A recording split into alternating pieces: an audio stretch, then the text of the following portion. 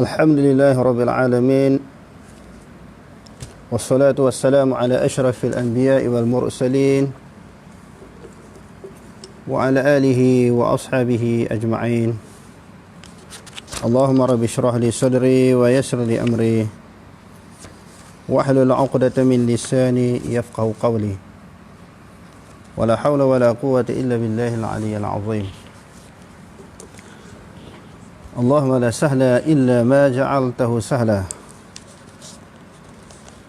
wa anta taj'alul husna in syi'ta sahla. Rabbi yassir wa la tu'assir wa atmim bil khair, amma ba'd. Alhamdulillah, bersyukur kepada Allah Subhanahu wa taala kerana dengan limpah dan kurnianya sekali lagi kita dapat menyambung meneruskan majlis kuliah ataupun tazkirah kita. Jadi pada malam ini saya nak ulang sedikit apa yang kita bahas dan kita bentangkan semalam, sebagaimana yang disebut di dalam kitab Fiqhus Sufi. Fiqhus Sufi tentang tasyabuh, kesamaran antara Sufi, golongan Sufi yang terpesong daripada ajaran Quran dan petunjuk yang dibawa oleh Nabi SAW. Jadi golongan tasawuf dan Sufi yang terpesong ini ada tasyabuh dengan kumpulan ataupun pegangan Syiah. Sebagaimana kalau kita tengok di dalam kitab buku yang dikarang oleh Khumaini, semalam saya sebut Kashf Al-Hukumatul Islamiyah.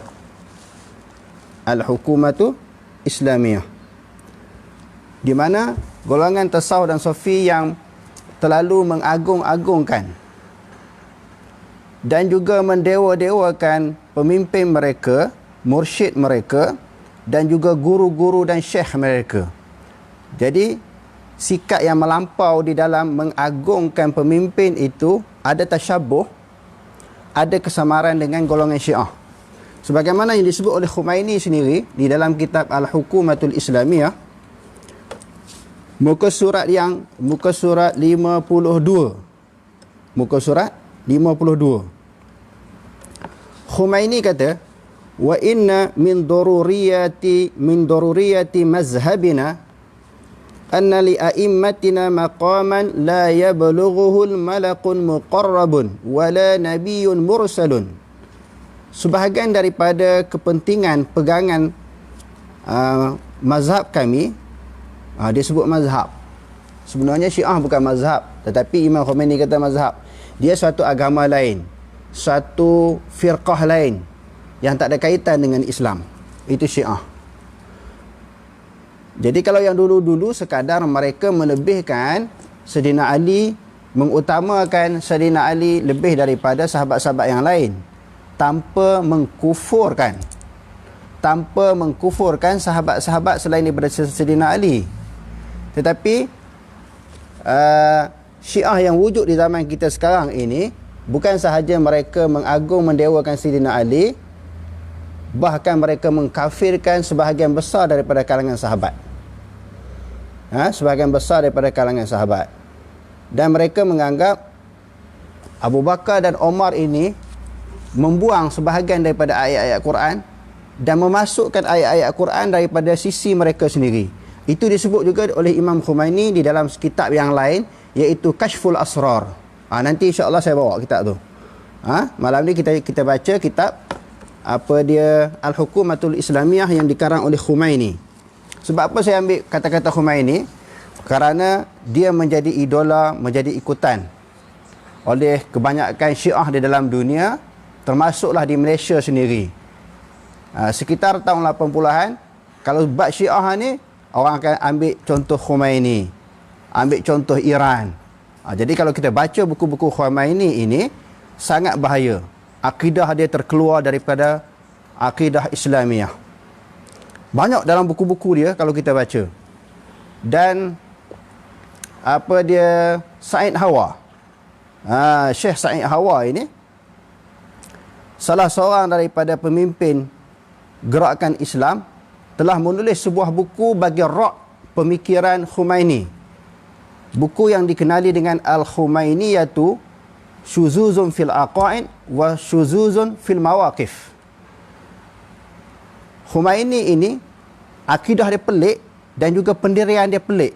pelik terhadap Al-Quran, terhadap Nabi, terhadap sahabat. Maknanya akidah-akidah yang menjadi dasar, asas kepada ahli sunnah wal jamaah ni, dia khilaf. Bertentangan dengan akidah dia. Nanti kita baca. Malam ni kebetulan tak sempat nak bawa. Kita bawa satu je kitab Khomeini. Jadi dalam kitab itu, Said Hawa mengkafirkan Imam Khomeini. Pada masa itu, Said Hawa adalah merupakan salah seorang daripada pemimpin gerakan Islam, lalu dipecat. Sebab itu tahun 80-an, Ikhwan Muslimin ke mana-mana gerakan Islam seluruh dunia ni, mereka sangat mendewa-dewakan Khomeini, dan mereka menganggap kritikan yang dikemukakan oleh Said Hawa itu terpesong, salah. Jadi lama-kelamaan orang pun mengkaji. Dr. Wahbah Zuhaili, Dr. Yusuf Qaradawi, nampaklah bahawa Syiah ni memang sesat. Dulu kalau kita baca di dalam fatwa-fatwa lama Qaradawi dan juga Wahbah Zuhaili, tuan-tuan boleh buka di dalam kitab Fiqhul Islami wa Adillatuh, Muqaddimah Dr. Wahbah Zuhaili, dia menganggap Syiah Imamiyah sebahagian daripada mazhab dalam Islam. Yusuf Qaradawi pun fatwa-fatwa lama pun begitu. Tetapi bila mereka mengkaji, mereka membaca, nampak jelas bagaimana terpesongnya, bagaimana sesatnya akidah Syiah ini. Termasuklah Imam Khomeini sendiri.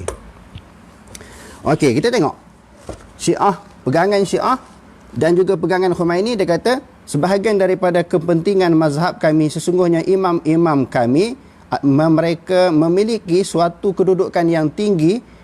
Kedudukan itu tidak dapat dicapai oleh malaikat muqarrabin dan juga nabi yang diutuskan. Nampak. Imam 12 mereka itu lebih atas daripada nabi, lebih atas daripada para malaikat.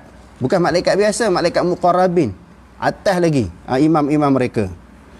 Wa bimujibi ma ladaina min ar-riwayati wal ahadithi fa inna ar-rasul al-a'zam sallallahu alaihi wasallam wal a'immat كانوا قبل هذا العالم أنوارا فجعلهم الله بعرشه محدقين. Khomeini kata, kerana ada riwayat-riwayat daripada hadis dia lah, hadis yang direka, riwayat-riwayat daripada hadis Nabi yang kata imam mereka lebih tinggi.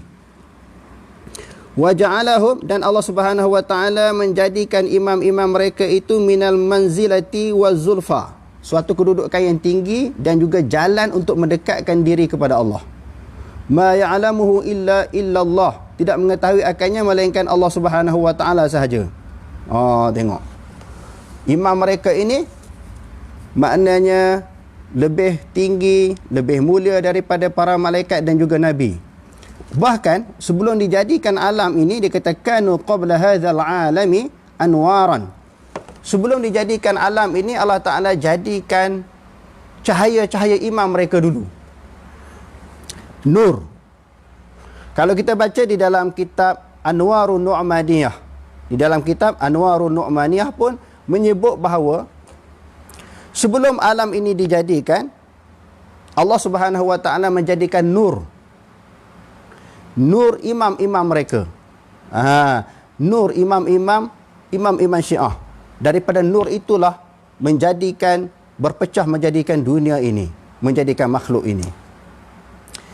Jadi sebab itu, sebagaimana yang saya sebutkan tadi, yang disebut di dalam kitab Fiqhus Sufi ini, bahawa tasyabuh antara Syiah dengan Sufi ini terlalu banyak. Sufi yang mana? Tasawuf yang mana? Tasawuf yang terfesong daripada ajaran Quran dan petunjuk yang dibawa oleh Nabi SAW. Sehingga kalau orang belajar baca kitab-kitab Jawi yang berkaitan dengan tasawuf ni, banyak sebut tentang Nur Muhammad. Mula-mula sebelum dijadikan alam ini, Allah Ta'ala jadikan nur dulu, nur Nabi Muhammad. Sebab tu mari hadis yang maudhu', awalu ma khalaqallahu ya Jabir nura Muhammadin sallallahu alaihi wasallam. Orang duk baca dalam majlis Maulud Nabi, dalam tazkirah, dalam ceramah, awal-awal yang Allah Ta'ala jadikan kepada alam ini adalah nur Nabi Muhammad sallallahu alaihi wasallam ya Jabir. Disebut dalam hadis itu. Sedangkan hadis itu maudhu'. Daripada kepercayaan terhadap Nur Muhammad itulah marinya zikir-zikir seperti dipanggil zikir apa? Zikir munajat kan? Hasbi Rabbi Jallallah ma fi qalbi ghairullah Nur Muhammad sallallahu. Yang orang duk buat zikir munajat tu. Zikir ni tidak pernah diajar oleh Nabi SAW. Jadi ringkas ceritanya, tashabbuh, ada penyerupaan Syiah dengan golongan Sufi dan tasawuf yang menyimpang. Banyak lagi, insya-Allah kita akan bentang sedikit demi sedikit penyerupaan tersebut. Adapun maksud tasawuf untuk menjaga diri, menjaga akhlak, itu kita terima. Seperti kalau kita baca di dalam kitab Zadul Muta'allim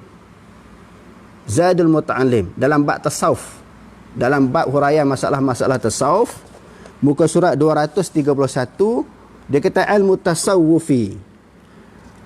Tasawuf pada lughah bersih dan hening jernih. Tasawuf yang macam ni kita terima lah. Bersih, hati kita bersih, hening daripada sifat-sifat yang dikeji, dicela oleh syarak. Tasawuf pada syarak membersihkan diri daripada sifat-sifat kekejian, kekurangan, serta membersihkan ibadat semata-mata kepada Allah. Membersihkan ibadat daripada sifat riak, takabur, sum'ah, ujub dan sebagainya. Tasawuf yang macam ni kita terima, yang tak terpesong daripada ajaran Allah dan petunjuk Nabi. Sifat-sifat mahmudah, iaitu sifat-sifat yang dipuji pada syarak, ada 10. Dihurai dalam kitab ni 10. Yang pertama, sifat mahmudah yang pertama taubat, iaitu kembali daripada yang telah dilakukannya dengan beberapa syarat-syarat yang tertentu. Yang pertamanya taubat. Taubat tu maknanya kembali kepada Allah. Wa tubu ilallah, fafirru ilallah. Jadi maknanya taubat, kita kembali kepada Allah. Bila kita melakukan sesuatu dosa dan maksiat, maknanya kita telah menjauhkan diri kepada Allah. Sebab itu bila bertaubat, dikembali balik. Kita mendampingkan diri kita, mendekatkan diri kita kepada Allah Subhanahu wa taala. Syarat taubat. Yang pertama dia kata, meninggalkan perkara yang jadi berdosa dengan sebabnya. Tinggal maksiat dulu, syarat taubat. Yang kedua, menyesal atas perbuatan yang jadi berdosa. Bukan saja tinggal, kena ada perasaan menyesal pula. Kalau tinggal dah, tapi tak ada menyesal, yang tu tak lulus, tak sah syarat taubat. Yang ketiga, bercita-cita tidak akan kembali melakukan perbuatan itu. Jangan duk niat, okey sekarang ni dah tak larat nak buat, musim PKP tak boleh keluar, jadi kalau besok dah ditarik balik PKP ni, aku nak buat maksiat, tak boleh. Cita-cita nak buat tak boleh, kena ada menyesal dan tidak ada cita-cita nak ulang balik. Yang keempat, mengembalikan hak makhluk yang dizalimi. Maknanya kita ada ambil barang orang, curi barang orang, maka kena pulang balik, untuk membolehkan syarat taubat itu dipenuhi dan taubat kita diterima oleh Allah Ta'ala.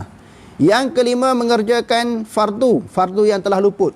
Kita tinggal sembahyang ke, tinggal puasa, tinggal sesuatu kefarduan, kewajipan ataupun hukum yang diperintahkan kepada kita, kita tinggalkan. Dia kena buat balik, melaksanakan balik, barulah sahnya, terimanya taubat kita, insya-Allah.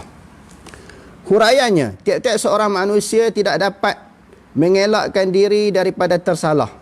Sebab al-khata' wan nisyan sifatani lil insan. Salah silap memang sifat manusia. Kita tak boleh lari, tak boleh elak daripada salah silap. Melainkan manusia yang maksum, yang terpelihara daripada dosa, seperti rasul-rasul dan nabi-nabi. Jadi kita bukan nabi, bukan rasul, memang banyak salah, banyak silap, banyak dosa. Hendaklah bersungguh-sungguh memelihara diri daripada dosa, iaitu dengan memelihara, menjaga. Memelihara maknanya menjaga diri kita daripada terjebak dengan dosa. Seperti apa? Anggota kita pendengaran, jangan dengar benda maksiat. Penglihatan, lihat benda dosa, mendatangkan dosa. Hati dan lidah daripada perkara yang dilarang oleh agama.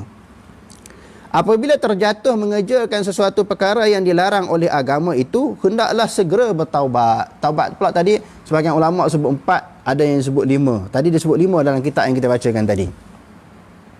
Sifat mahmudah yang kedua, sifat yang terpuji yang kedua, termasuk di dalam bab tasawuf, perbincangan tasawuf yang tak terpesong, yang diakui, yang diterima. Artinya takut kepada Allah. Khauf artinya takut kepada Allah, iaitu rasa gemetar dan kecut hati akan kekuasaan dan kebesaran Allah, serta takutkan kemurkaan dengan mengerjakan sekalian perintah dan meninggalkan sekalian tegahan. Takut ini maknanya gerun dengan azab Allah, kebesaran Allah Ta'ala, kita takut. Sama ada azab kubur ke, suasana padang mahsyar yang menggerunkan, ataupun siksaan dalam neraka, takut. Takut dengan azab Allah Ta'ala dan kebesaran Allah Ta'ala sendiri. Lantaran daripada takut itu menyebabkan kita akan meninggalkan sesuatu benda yang ditegah, dilarang oleh Allah. Huraian, tidak akan merasa takut kepada Allah jika tidak mengenalnya. Kita nak takut kepada sesuatu, mesti kita kenal dulu sesuatu itu. Takut kepada Allah Ta'ala kena kenal dulu. Bagaimana cara nak takut kepada Allah? Iaitu dengan kita mengenal, memahami sifat-sifat Allah. Jadi nak kenal sifat Allah Ta'ala macam mana? Kita tengoklah Quran. Sebab tu kena mendampingkan diri, kita kena mengikat diri kita dengan Al-Quran. Jadi nak faham Quran itu ditafsir melalui hadis Nabi SAW. Nak faham Quran dan hadis pula, kita kena tengok syarahan, tafsiran, ulasan-ulasan yang dikemukakan oleh para ulama. Sebab itu, ayat Al-Quran diturunkan oleh Allah Subhanahu Wa Taala untuk diikuti, untuk diimani. Bila Allah Ta'ala nak supaya kita ikut, kita percaya, mestilah ayat itu boleh kita faham. Jadi untuk membolehkan kita faham tentang Al-Quran, sebab itu Allah Ta'ala menyebut dalam Al-Quran, afala yatadabbaruna al-Qur'ana am ala qulubihim aqfaluha. Adakah mereka tidak mentadaburkan ayat-ayat Al-Quran, ataupun di dalam hati mereka ada suatu kunci yang sangat kuat yang tidak boleh memahami ayat-ayat Quran? Mana mungkin ayat Quran tak boleh faham? Sebab itu sebahagian daripada golongan ulama yang berpegang kepada akidah salaf, dia kata ayat mutasyabihat bukan seperti Ar-Rahmanu ala arsy istawa, yad, muka, itu bukan. Sebab apa? Ayat itu boleh faham. Cuba tuan-tuan baca, kita dah bentang dah banyak perbahasan dan kemukakan bukti-bukti kitab. Bagi mereka, sebahagian daripada ulama ini yang kata ayat mutasyabihat itu huruful muqatta'ah fi awalis suwar. Huruf-huruf yang terpotong di permulaan surah, seperti Hamim, Kaf, Ha, Ya, Ain, Sad. Yang tu betul lah. Maknanya yang tu dianggap mutasyabihat kerana tak faham surah kepada Allah Ta'ala. Jadi kesimpulannya, oleh kerana ayat Quran itu diturunkan untuk memberi kefahaman kepada manusia, hasil daripada kefahaman itulah menyebabkan kita percaya, kita ikut, kita berpegang. Bagaimana mungkin ayat Quran tak boleh faham? Jadi ternafilah orang kata Quran ni tinggi. Sebab tu dia letak atas halang, dia letak atas almari, tak baca-baca dah Quran ni tinggi. Dan satu lagi, pemikiran manusia bila terlalu tinggi, tak payah baca, tak payah belajar ilmu melalui Quran. Bacalah kitab-kitab lain. Ini suatu usaha nak menjarakkan, nak memesongkan, nak menjauhkan orang Islam daripada Quran. Quran ni tinggi, hadis ni tinggi, tak usah belajar. Yang kedua, mereka satu golongan mengemukakan alasan, ada satu golongan mengemukakan alasan. Di antara ciri-ciri kalau tuan-tuan nak kenal golongan ini adalah golongan Wahabi, sikit-sikit baca Quran, sikit-sikit Quran, sikit-sikit hadis Nabi. Bila kita cakap, dia tanya dalil. Sebenarnya itulah yang dituruh, yang diperintahkan oleh Allah Ta'ala supaya kita berpegang teguh dengan Quran dan hadis. Ittabi'u ma unzila ilaikum min rabbikum. Hendaklah kamu mengikut apa yang diturunkan oleh Allah Ta'ala, oleh Tuhan kamu kepada kamu, yakni Quran. Sebab tu mari ayat Quran dia kata apa dia, fa in tanaza'tum fi syai'in farudduhu ila Allahi war rasul. Sekiranya kamu berbeza pendapat di antara satu sama lain, kembali kepada Allah, kembali kepada Rasul, yakni Quran dan hadis. Wa ma atakumur rasulu fakhuzuhu wa ma nahakum anhu fantahu. Apa-apa yang didatangkan oleh Rasul, kamu ambil, pegang, kamu amalkan. Apa-apa yang ditinggalkan oleh Rasul, hendaklah kamu tinggalkan. Nabi pula menyebut di dalam hadis, taraktu fikum amrain lan tadillu ma tamassaktum bihima kitaballahi wa sunnati. Aku tinggalkan kepada kamu dua perintah, dua arahan yang mesti kamu pegang, kamu ikut, kamu amalkan, iaitu Quran dan juga hadis. Jadi hadirin sekalian, dalam bab kata nak takut kepada Allah, mesti kenal Allah. Nak kenal Allah, mesti Allah Ta'ala kenal Allah Ta'ala yang memberitahu tentang sifat dia, iaitu kena kenal Al-Quran. Dan Nabi pula mensyarahkan ayat-ayat sifat ini melalui hadis-hadis. Jadi bila Allah Ta'ala cerita, Nabi cerita, kita terus beriman. Dalam bab Al-Quran, bab keimanan, bab keyakinan, dia suruh terima je, walaupun kita tak faham. Aminu billahi wa rusulih. Allah Ta'ala berada di atas arah ni macam mana? Jangan tanya. Terima aja. Sebab masalah iman dia suruh terima. Bukan dia suruh petikai. Bukan dia suruh bahas. Terima. Sebab itu hebatnya golongan salaf ini, apa-apa yang difirmankan oleh Allah Subhanahu Wa Ta'ala, mereka terus pegang je. Sampai kita sekarang ni dah masuk ilmu kalam, ilmu falsafah, loyo buruk, akal, logik, hawa nafsu. Bila sampai tentang ayat-ayat sifat ini, mereka petikaikan, mereka tolak Quran dan hadis, mereka ambil pandangan-pandangan orang yang pandangan itu tersasar, terpesong daripada akidah yang dibawa oleh Nabi dan juga para sahabat. Okey. Dia kata apa tadi? Satu lagi saya nak sebut di sini, ada orang sebut, masyhur lah, tuan-tuan pun pernah dengar, kalau baca kitab tak berguru, syaitan gurunya. Sebenarnya ini bukan hadis. Kalau dikata hadis, hadis ini adalah hadis maudhu', hadis palsu. Suatu tentangan kecaman daripada sebahagian pihak kepada orang yang baca kitab tak ada guru. Saya dah sebut banyak kali, ada kitab-kitab yang kena berguru, kitab-kitab asas. Macam kita nak memahami nahwu, sarah, balaghah, mantik, tafsir Baidawi, tafsir Jalalain, asas-asas tafsir kita kena belajar. Asas-asas mustalah hadis kita kena belajar. Setelah kita dapat memahami ilmu-ilmu alat ini, maka kita boleh baca sendiri walaupun tak ada guru. Macam contoh tengok di belakang ni, harga kitab lebih kurang kat 200,000. Takkan semua kita nak berguru sampai bila? Jadi kitab yang boleh kita faham sendiri, maka kita baca sendirilah. Kitab yang kita tak faham, kita tanya untuk guru. Kita berbatal laki dengan guru. Ini cara belajar. Jadi nak menjauhkan orang daripada membaca. Siapa-siapa yang tidak ada guru, maka syaitan gurunya. Kalau baca kitab tak ada guru, syaitan gurunya. Kalau tak baca kitab langsung, siapa gurunya? Macam mana Ustaz? Tak baca kitab langsung, tak reti apa, tak ada maklumat, pakai jadi turuk buta je, jadi taklid. Siapa pula guru? Maknanya bapak syaitan lah gurunya. Tak baca langsung, jahil lah. Sedangkan iqra' bismi rabbikal ladzi khalaq, Allah Ta'ala suruh baca. Ini ayat yang pertama diturunkan oleh Allah Subhanahu Wa Ta'ala kepada Nabi SAW. Tengok tuan-tuan, kalau kita dapat faham Quran, menghayati Al-Quran, kita mengikat diri kita dengan Al-Quran.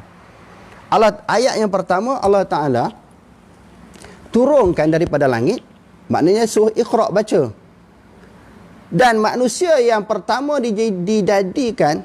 diciptakan oleh Allah Subhanahu Wa Ta'ala, siapa manusia yang pertama? Iaitu Nabi Adam alaihissalam. Allah Ta'ala pun kata, wa'allama Adam al-asma'a kullaha. Allah Ta'ala ajar kepada Nabi Adam nama-nama semuanya. Allah Ta'ala bagi ilmu dulu. Kepada Nabi Adam Allah Ta'ala bagi ilmu, menunjukkan ilmu sangat penting. Ayat yang pertama diturunkan kepada Nabi SAW, iqra', dia suruh baca. Tiba-tiba ada orang kata, jangan baca, mesti nak kena ada guru.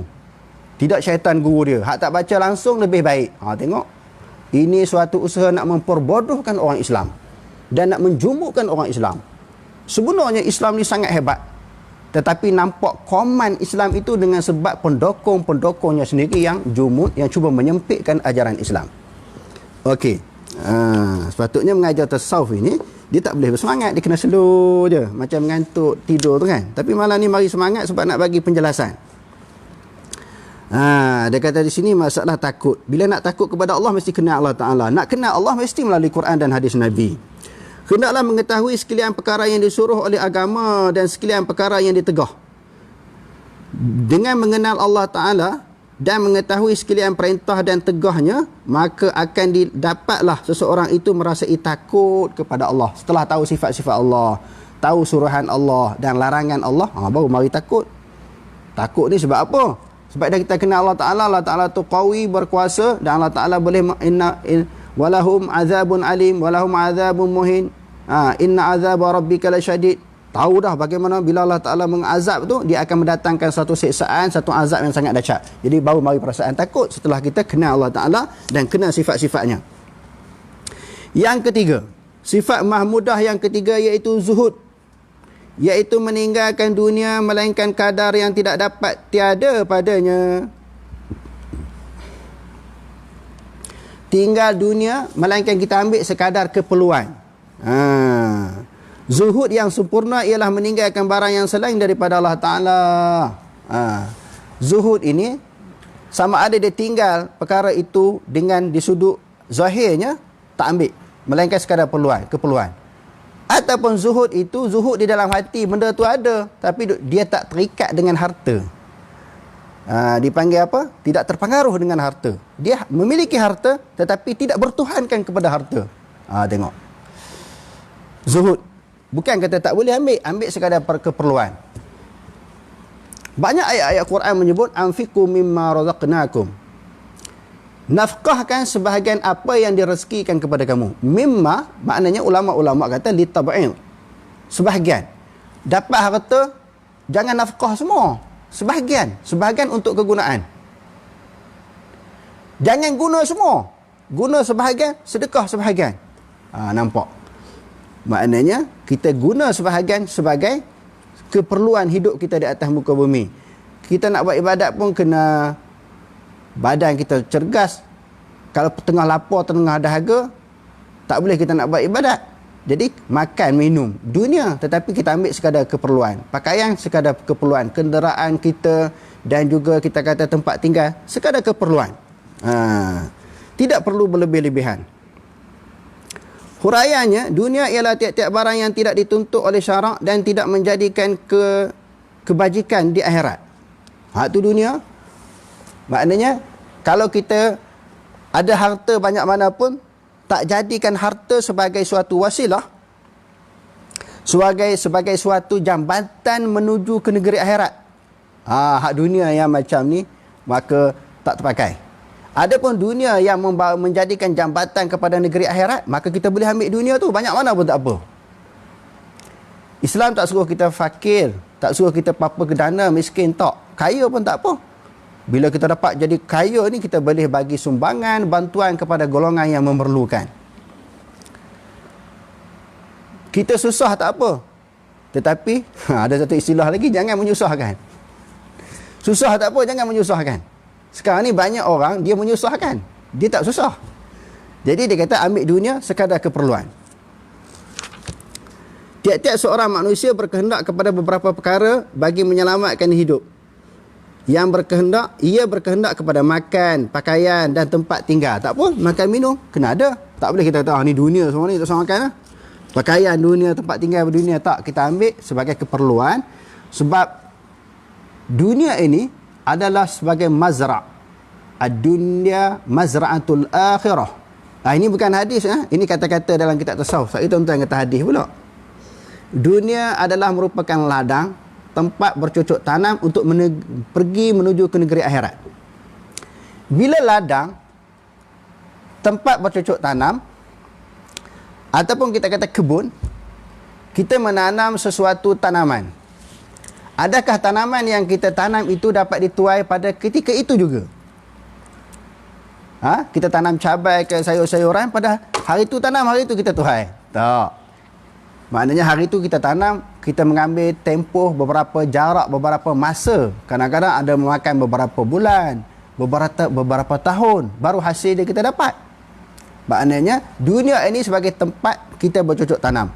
Hasilnya kita akan petik negeri akhirat nanti. Pahala semayang, puasa, zakat, haji, pahala puasa 6, pahala kita mengaji, mendalami ilmu Quran, mendalami ilmu hadis ini, maka pahala je kita akan dapat di negeri akhirat. Jadi kita ambil dunia untuk jambatan, sebagai wasilah untuk kita memperoleh akhirat. Maka zuhud itu ialah mencari dan mengambil perkara-perkara yang tersebut itu kadar yang boleh menolong kita berbuat ibadat. Kita ambil dunia itu untuk keperluan kita melakukan ibadat kepada Allah. Iaitu zuhud orang awam, orang yang kebanyakan. Itu ada lagi zuhud yang atas pada itulah. Kita duduk bincang ni isu zuhud bagi orang yang setara dengan kita lah, orang yang awam, orang biasa-biasa ni. Yang keempat, sifat mahmudah yang keempat, sabar. Iaitu menahan diri daripada keluh kesah dan sesuatu yang tidak disukai, iaitu 3 bahagian. Sabar ni tahan diri daripada keluh kesah. Sebab apa datangnya keluh kesah? Sebab ada ujian. Datangnya cobaan daripada Allah Ta'ala. Cubaan dan ujian ini mesti berlaku, khususnya kepada orang yang beriman kepada Allah. Kita tak boleh lari, tak boleh elak, tak boleh menyelamatkan diri kita daripada ujian yang pasti akan datang. Sama ada ujian itu berat ataupun ringan, besar ataupun kecil, berdasarkan kepada tahap keimanan, keyakinan, kepergantungan kita kepada Allah. Tengok tahap kita lah. Allah Ta'ala bagi ujian sesuai dengan kemampuan iman kita untuk menanggung ujian tersebut. Semua orang merasa, saya dan tuan-tuan pernah lalui. Kadang-kadang sesuatu ujian yang menimpa kita ni, kita rasa, ya Allah, tak mampunya, beratnya, tak tahan, ya Allah. Padahal Allah Ta'ala tahu kamu sanggup, kamu boleh. Aku tahu iman kamu. Kamu boleh tanggung benda ni, kamu tahan. Tapi jangan berasa koman. Allah Ta'ala tahu sebenarnya. Allah Ta'ala lebih mengetahui tentang kedudukan kita yang mana kita tak tahu. Jadi sesuatu ujian secara kesimpulan yang Allah Ta'ala bagi kepada kita, bebankan kepada kita, turunkan kepada kita, sebenarnya walaupun kita rasa kita tak mampu, hakikatnya Allah Ta'ala tahu kita memang mampu. Dan sebagaimana yang disebutkan tadi, tidak terlepas daripada sebarang ujian daripada Allah. Ahasiban nasu an yutraku an yaqulu amanna wa hum la yuftanun. Walaqad fatanna alladhina min qablihim fala ya'lamanna Allahu alladhina sadaqu wa la ya'lamanna al-kazibin. Surah Al-Ankabut. Adakah manusia menyangka bahawa mereka akan dibiarkan begitu sahaja dengan mendakwa kami orang-orang yang beriman kepada Allah sebelum mereka diuji oleh Allah? Dikala itu Allah Ta'ala kata, kami telah menguji golongan yang terdahulu daripada mereka. Selepas Allah Ta'ala uji, Allah Ta'ala mengetahui siapa yang benar-benar betul jujur terhadap keimanannya, siapa yang menipu. Wala ya'lamanna al-kazibin. Siapa yang menipu, mengaku beriman, kena ujian sikit dia tak tahan. Dalam ayat yang lain Allah Ta'ala kata, wala nabluwannakum bisyai'in. Demi sesungguhnya kami akan menguji kamu dengan sesuatu perkara. Orang ni ujian dia sesuai dengan kedudukan dia. Allah Ta'ala bagi macam tu. Kita sesuai dengan ujian kita, bidang yang kita terlibat, bidang yang kita cuburi, ujian kamu macam ni. Tak boleh lari. Untuk melihat sejauh manakah keyakinan, kepergantungan kita. Ujian-ujian ni tuan-tuan, macam periksa ataupun ujian bulanan masa kita duduk sekolah dulu. Ujian bulanan, periksa awal tahun, akhir tahun ni sebab apa? Pihak sekolah dan guru-guru nak test, tengok sejauh mana kefahaman kita. Sebab tu bagi ujian, bagi periksa. Sejauh mana pencapaian diri kita di dalam memahami ilmu-ilmu yang kita belajar. Sebab tu kan ada peperiksaan. Kalau ajar, ada juga sistem pengajian, sistem pengajian tak ada periksa. Guru tak tahu bagaimana kemampuan, kebolehan anak murid dia. Mengaji bertahun-tahun tak ada periksa. Tak tahu. Sebab tu kena ada periksa, kena ada ujian. Keimanan kita ini pun sama. Sembahyang, puasa, zakat, haji ni, sebenarnya setiap ibadat itu dia akan menguatkan iman. Ibadat yang dilakukan dapat meningkat, menambahkan iman. Innamal mu'minuna alladhina idza dzukirallahu wajilat qulubuhum wa idza tuliyat 'alaihim ayatuhu zadatuhum imana wa 'ala rabbihim yatawakkalun. Ibadat itu dia meningkatkan iman. Di sudut hakikatnya begitu. Lalu Allah Ta'ala testlah. Ujilah kita, bagi periksalah lulus ke tak lulus. Satu. Yang kedua, untuk melayakkan seseorang itu masuk ke dalam syurga Allah Subhanahu wa Ta'ala, mesti kena uji. Am hasibtum an tadkhulul jannah walamma ya'tikum masalul ladzina khalau min qablikum masathumul ba'sa'u wad-dharra'u wa zulzilu hatta yaqula ar-rasulu wal ladzina amanu ma'ahu mata nasrullah ala inna nasrallahi qarib. Surah Al-Baqarah juzuk yang kedua. Adakah kamu menyangka kamu boleh masuk syurga Allah Subhanahu wa Ta'ala dengan senang dan mudah sebelum didatangkan oleh Allah Subhanahu wa Ta'ala ujian-ujian yang berat sebagaimana golongan yang terdahulu sebelum kamu, iaitu para nabi dan pengikut-pengikut mereka, sehingga para nabi dan pengikut mereka bertanya, mata nasrullah, bila lagi Allah Ta'ala nak tolong, nak datangkan pertolongan dan bantuan. Cuba tuan-tuan hadirin sekalian, Cuba bayangkan Nabi yang paling kuat iman. Yang kedua, pengikut-pengikut mereka yang setia pun bertanya, bila lagi Allah Ta'ala nak tolong ni? Ujian terlalu berat ni, tak tahan dah. Menunjukkan ujian yang ditimpa kepada mereka itu terlalu berat, sehingga Nabi pun tanya, bila Allah Ta'ala nak tolong? Ala inna nasrallahi qarib. Ketahuilah sesungguhnya pertolongan Allah, bantuan Allah Ta'ala itu sangat hampir. Bila kita terima ujian, kita banyak mengadu, mengangkat tangan, bermunajat, memohon, merayu, merintih kepada Allah Subhanahu wa Ta'ala. Itu penting sangat ujian. Kita ni dah jauh dengan Allah Ta'ala. Allah Ta'ala nak tarik balik, dia campak sesuatu ujian. Dalam hadis Qudsi menyebut, bila seseorang hamba itu dikasihi oleh Allah Subhanahu wa Ta'ala, Allah Ta'ala perintahkan manusia, Allah Ta'ala perintahkan malaikat ini, sabbul alaihil bala.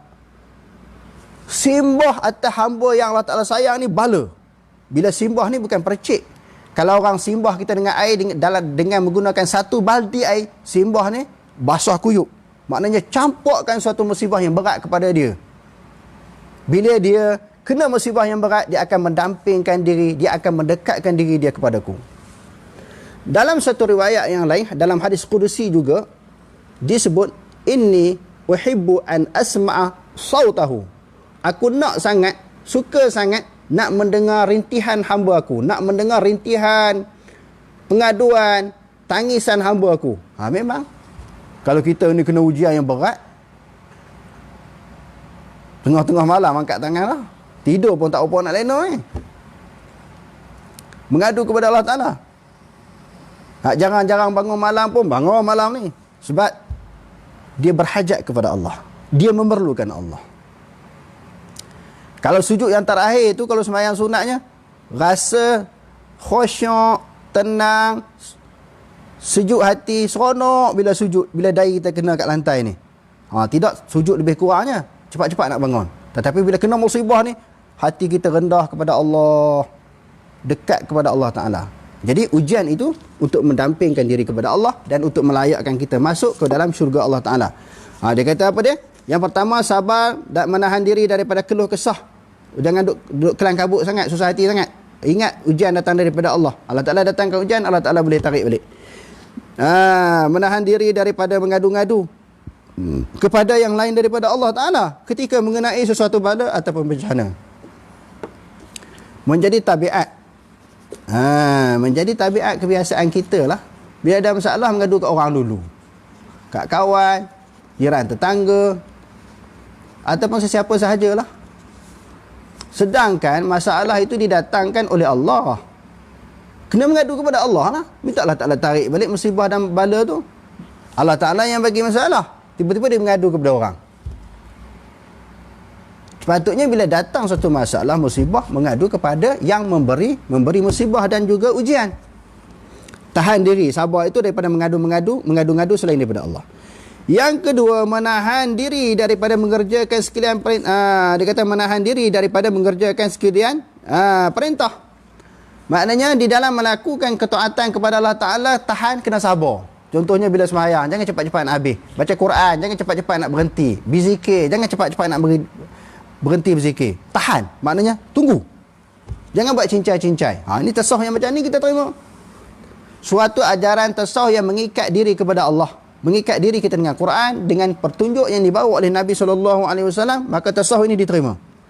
Yang ketiga, menahan diri daripada meninggal sekalian tegahan. Maknanya di dalam nak melakukan, meninggalkan maksiat pun kena sabar. Sabar dalam ketaatan, sabar di dalam menerima ujian, sabar di dalam nak meninggalkan tegahan. Kalau tak sabar, maka tak boleh tinggal tegahan dan juga larangan daripada Allah Subhanahu wa Ta'ala. Huraiannya, sifat sabar itu dipuji pada syarak kerana seseorang yang bersifat dengan sabar menunjukkan ia beriman yang sempurna. Menunjukkan ia beriman yang sempurna dengan Allah dan menunjukkan ia taat dan menjunjung sekalian perintah agama. Kalau sabar itu menunjukkan orang beriman yang terpuji. Yang dipuji oleh Allah Ta'ala, dia boleh tahan dengan ujian-ujian yang didatangkan oleh Allah. Orang yang beriman, yakni orang yang percaya dengan Allah, tahu ia bahawa sekalian perkara yang berlaku ke atas dirinya ialah dengan kehendak Tuhan yang tiada dapat dielakkan lagi. Jadi nak pujuk hati kita ni supaya tahan sabar, tak keluh kesah, tak mudah-mudah nak mengadu kepada orang, melainkan mengadu kepada Allah. Musibah itu sebenarnya datang daripada Allah. Sebenarnya Allah Ta'ala datangkan musibah itu ada perkara-perkara yang baik untuk kita. Perkara-perkara hikmah di sebalik ujian yang Allah Ta'ala datangkan. Bukan saja-saja. Begitulah juga orang yang taat tidak akan merasa susah mengerjakan sekalian perintah agama dan meninggalkan larangannya, melainkan dengan ada sabar. Bila ada sabar ni, senang dia nak berhenti maksiat. Ada sabar, dia senang untuk melakukan ketaatan ibadah kepada Allah Subhanahu wa taala. Sifat mahmudah yang kelima. Sifat mahmudah, sifat yang terpuji yang kelima yang termasuk di dalam perbahasan ilmu tasawuf. Ilmu tasawuf, iaitu mengaku dan memuji akan Allah pada nikmat yang diberinya dan menggunakannya sekalian nikmat itu kepada taatkan Allah. Bila dapat nikmat kena memuji. Memuji itulah dipanggil syukur. Syukur itu maknanya terima kasih. Terima kasih banyak-banyak di atas anugerah, pemberian, kurniaan daripada Allah. Sebab nikmat yang Allah Ta'ala bagi ni terlalu banyak, tak boleh nak kira. Nak bilang, nak hitung, tak boleh kira. Taubat lahum, tak boleh nak kira. Nikmat terlalu banyak. Cuba tuan-tuan kira sendirilah nikmat yang kita terima. Bukan daripada lahir, masa dalam kandungan ibu kita lagi. Setelah ditiupkan roh, berlaku dah beberapa nikmat dalam kandungan, lahir, kanak-kanak, remaja, tua, sampai sekarang ni, sampai kita mati. Duk kecapi, duk nikmati, merasai, menggunakan seluruh nikmat yang Allah Ta'ala bagi. Berapa banyak nak kita nak kira? Tak terkira. Sebab itu Allah Ta'ala sebut dalam Al-Quran, wa in ta'uddu ni'matallahi la tuhsuha. Sekiranya kamu nak menghitung, mengira, membilang nikmat Allah Subhanahu wa taala, sekali-kali tak boleh nak kira. Terlalu banyak. Jadi dengan nikmat-nikmat pemberian itu dituntut kepada kita supaya melahirkan kesyukuran, terima kasih kepada Allah. La in syakartum la azidannakum wa la in kafartum inna azabi la syadid. Sekiranya kamu bersyukur terhadap nikmat aku tambah lagi. Allah Ta'ala bagi rezeki, wang ringgit, kita bersyukur, tambah lagi. Nikmat kesihatan, bersyukur, Allah Ta'ala tambah lagi. Nikmat ilmu yang kita dapat jelas, ilmu daripada Quran dan hadis, Allah Ta'ala akan tambah lagi. Sebahagian daripada nikmat ilmu, ilmu ni macam-macam tuan-tuan. Ilmu ni macam-macam ilmu. Tetapi ilmu yang bersandarkan kepada Quran hadis, ilmu yang tak lari daripada ilmu agama ni bukan senang. Banyak ilmu kita boleh dapat maklumat, tapi kadang-kadang lari, kadang-kadang terpesong. Kadang-kadang kita panggil ke kata mereka terpesong, dia lari, dia kona daripada ajaran yang dibawa oleh Nabi SAW. Sebab tu saya selalu kempen orang-orang yang nak mengaji ni, dia cari ustaz-ustaz sunnah. Orang-orang yang sunnah, golongan yang dilabelkan sebagai Wahabi ni, tuan-tuan mengaji dengan demo, tuan-tuan boleh beza lah bagaimana cara demo mengajar. Saya duk belajar pun dengan ustaz-ustaz sunnah. Selain daripada belajar pondok, belajar Pakistan ni, kita tengok ustaz sunnah ni dia berfakta, berdalil. Cuma orang sunnah ni yang selalu disebut di sudut penampilan. Orang-orang yang tidak sunnah ni menarik perhatian orang dengan sebab penampilan, dengan sebab buat warak. Orang sunnah ni kadang-kadang mengajar kopiah pun tak ada kan? Tetapi orang sunnah ni dia tak menipu. Dia mengajar apa yang dia tahu. Dia baca Quran, dia baca hadis. Tetapi oleh kerana masyarakat Melayu ni kadang-kadang, dan bahkan bukan kadang-kadang, kebanyakan dia terpedaya dengan penampilan seseorang. Nampak slow tu, nampak begini punya sorban kan, jobah lagi, berlapis-lapis. Oh, hebat ni. Tapi kita tengok kadang-kadang apa yang disampaikan itu tidak ilmiah pun. Tak ada dalil Quran hadis, tak ada bahas berdasarkan kepada kitab. Kadang-kadang dalam ceramah yang sejam tu satu ayat Quran pun tak baca, hadis Nabi pun tak ada. Macam mana kita nak dapat ilmu? Ilmu mesti daripada Quran, ilmu mesti daripada hadis. Cuba di situ yang selalu orang sebut. Ustaz Sunnah ni kata di sudut penampilan. Memang kadang-kadang kopiah tak pakai, serban tak pakai.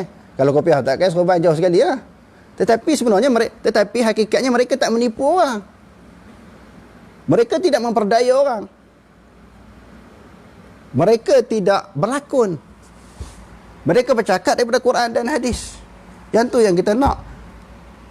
Nampak? Di sudut penampilan ni boleh buat macam Syiah, tuan-tuan. Syiah penampilan ni hebat. Saya ni bukan sahaja, alhamdulillah, baca kitab-kitab tentang penyelewengan Syiah. Bahkan tengok apa yang Syiah buat depan mata.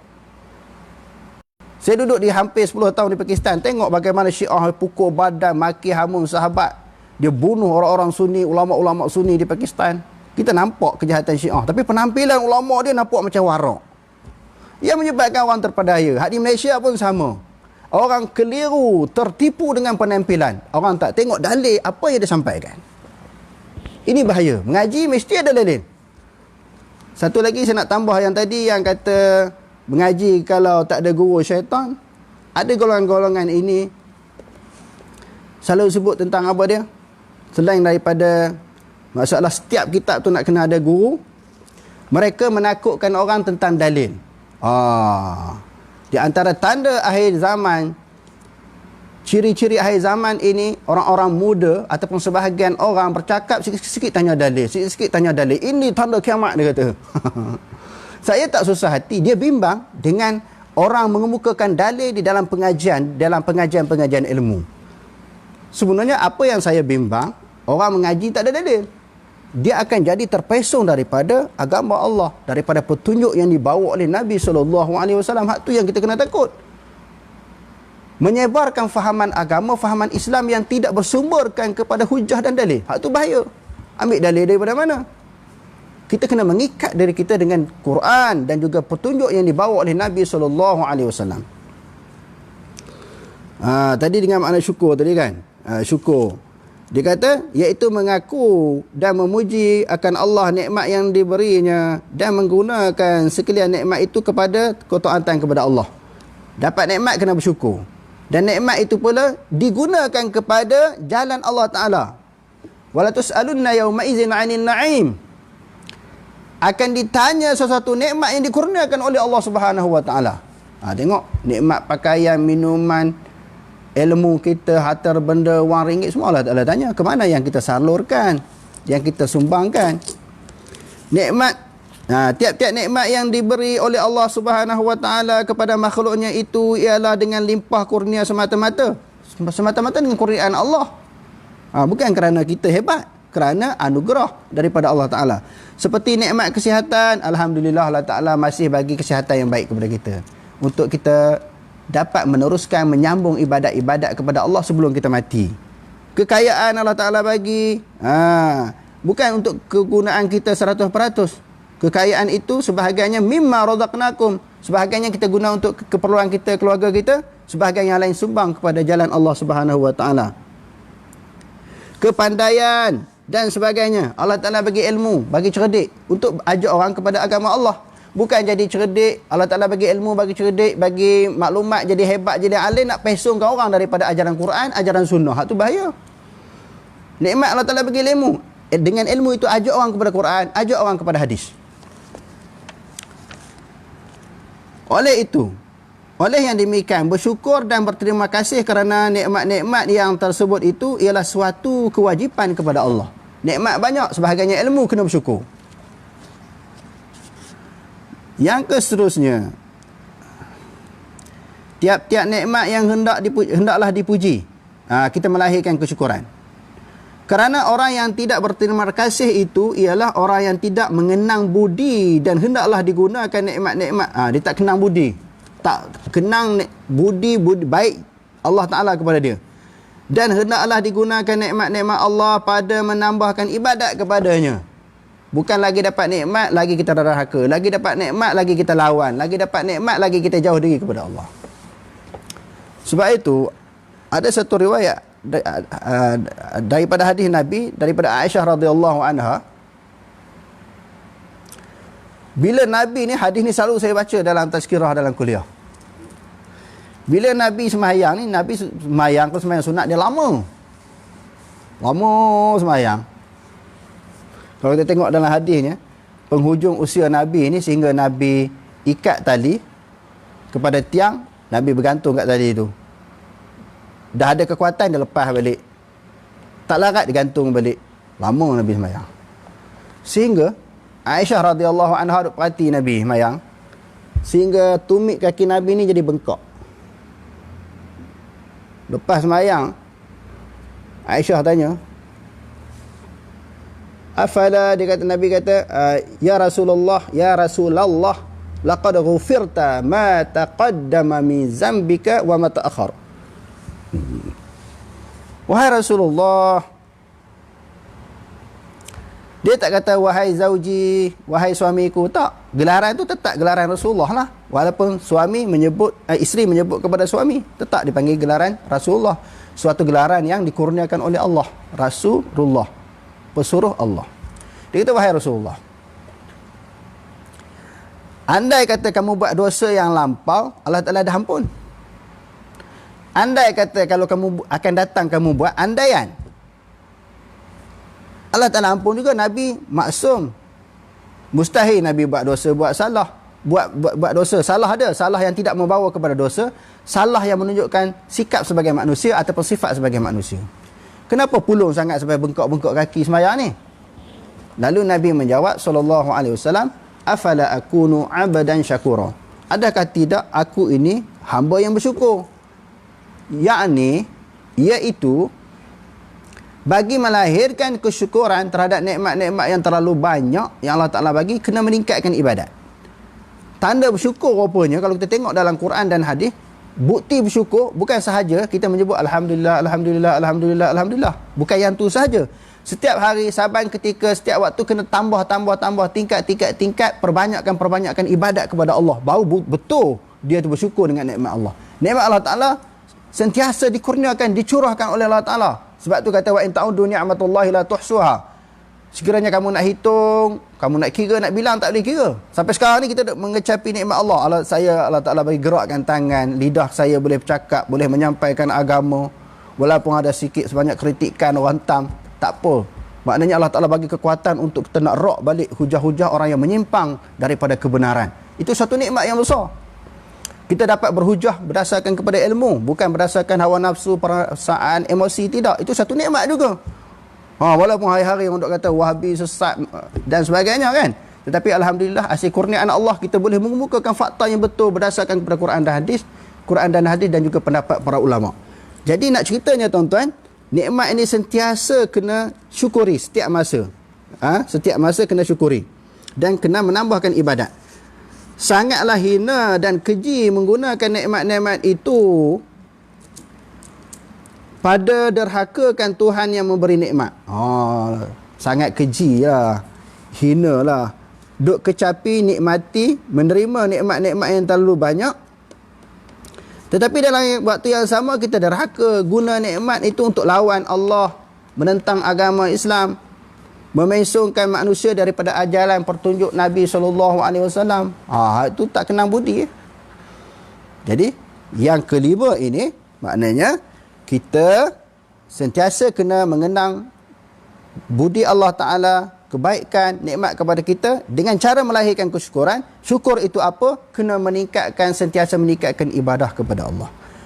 Jadi kita akan sambung lagi besok sifat mahmudah yang seterusnya. Lepas tu kita baca pula sifat mazmumah pula. Jadi kesimpulannya, tasawuf yang macam ini kita tak tolak. Fala i'tiradu alaih. Sebagaimana ini disebut oleh Dr. Wahbah Zuhaili semalam kan. Tasawuf yang tak bercanggah dengan Quran hadis di dalam kitab Al-Bid'ul Munkarah, hak tu kita tak tolak. Adapun tasawuf yang kita tolak, tarekat yang kita tolak adalah suatu ajaran tasawuf dan tarekat yang menyimpang daripada ajaran Al-Quran dan petunjuk Nabi sallallahu alaihi wasallam. Wallahu alam, aqulu qouli hadza wa astaghfirullahal azim li wa lakum. Wassalamualaikum warahmatullahi taala wabarakatuh.